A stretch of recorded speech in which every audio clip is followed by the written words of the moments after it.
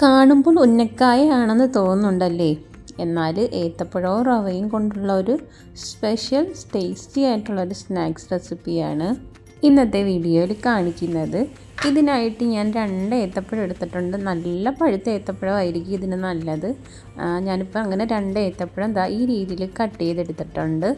ഇനി നമുക്ക് ആ പഴം ഒന്ന് വഴറ്റിയെടുക്കണം. അതിലേക്ക് ഞാനൊരു പാനിലേക്ക് ഒരു 2 സ്പൂൺ അളവിലൊക്കെ നെയ്യ് ചേർത്ത് കൊടുക്കുന്നുണ്ട്. ഇനി ഇതിലേക്ക് നമുക്ക് പഴം നമ്മൾ അരിഞ്ഞ് വെച്ച പഴം അതിലേക്ക് ചേർത്ത് കൊടുക്കാം. എന്നിട്ട് നന്നായിട്ട് നമ്മളൊന്ന് വഴറ്റിയെടുക്കണം ആ നെയ്യിൽ തന്നെ.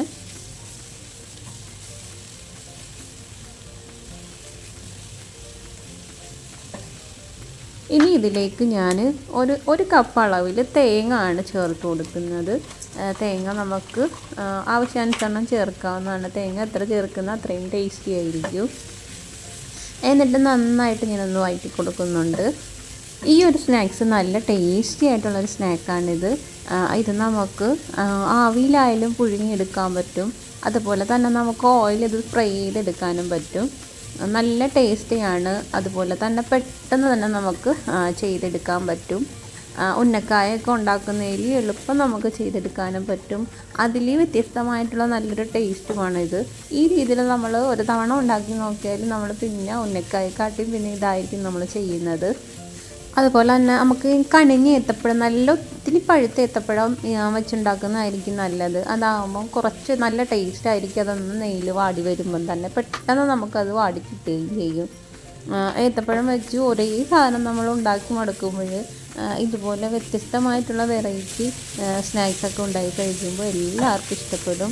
ഇത് കുട്ടികൾക്കായാലും ഒക്കെ ഇഷ്ടപ്പെടുന്ന നല്ലൊരു സ്നാക്കാണ്.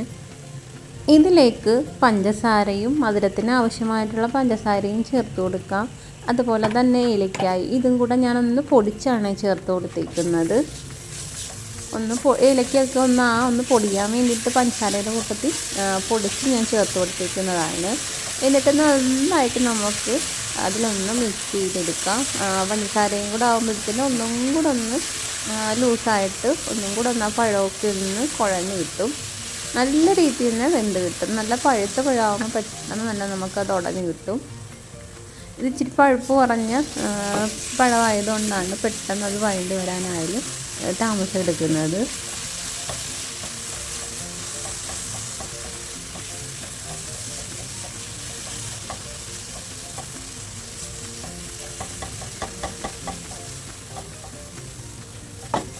നല്ല രീതിയിൽ അത് വഴണ്ടി വന്നിട്ടുണ്ട്. ഈ ഒരു രീതിയിൽ വേണം വഴണ്ടി വരാനായിട്ട്. നല്ല കുഴഞ്ഞിരിക്കണം.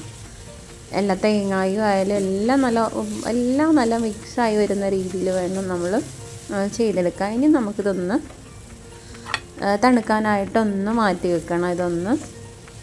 ഇതൊന്ന് മാറ്റി വെച്ചിട്ട് ഇതേ പാനിൽ തന്നെ നമുക്ക് 1 കപ്പ് അളവിൽ പാല് ചേർത്ത് കൊടുക്കാം.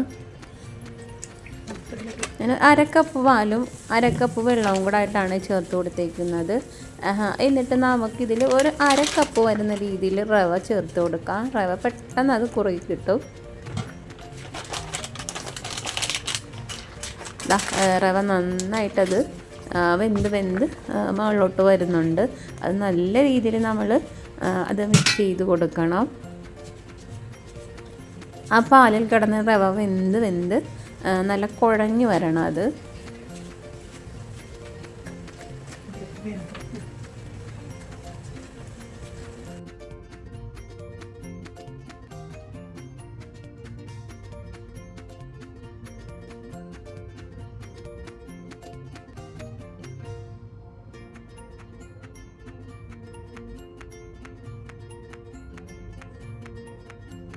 ഈ ഒരു രീതി കണ്ട ഇതേപോലെ വേണം നമ്മൾ ചെയ്തെടുക്കാനായാലും. കൈയെടുക്കാതെ തന്നെ നമ്മൾ ഇതേ രീതിയിലൊന്ന് കുഴച്ചെടുക്കണം. പെട്ടെന്ന് തന്നെ നമുക്ക് റവ വെന്ത് കിട്ടും. ഒരു പാടുമില്ല. പെട്ടെന്ന് തന്നെ നമുക്ക് ചെയ്തെടുക്കാവുന്നതാണ്.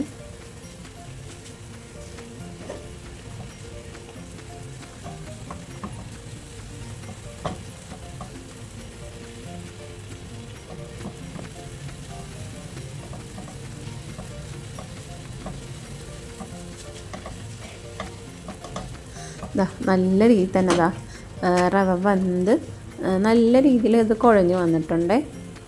ഇനി ഇതിലേക്ക് വേണം നമ്മൾ വഴറ്റി വെച്ചിരുന്ന ഏത്തപ്പഴവും നമ്മളിതിലേക്ക് ചേർത്ത് കൊടുക്കേണ്ടത്. രണ്ടും നല്ല രീതിയിൽ തന്നെ നമ്മളത് മിക്സ് ചെയ്തെടുക്കണം. അങ്ങനെ ചേർത്ത് കൊടുത്തിട്ടുണ്ട്. നല്ല രീതിയിൽ നമുക്കത് യോജിപ്പിച്ചെടുക്കണം. രണ്ടും നല്ല രീതിയിൽ മിക്സായി വരുന്ന രീതിയിൽ തന്നെ നമ്മളത് ഇതേ രീതിയിലൊന്ന് കുഴച്ചെടുക്കണം. ഈ രീതിയിൽ ഈ സമയത്ത് നമുക്ക് ഫ്ലെയിം ഓഫ് ചെയ്ത് വേണം നമ്മളിതൊന്ന് മിക്സ് ചെയ്തെടുക്കാനായിട്ട്.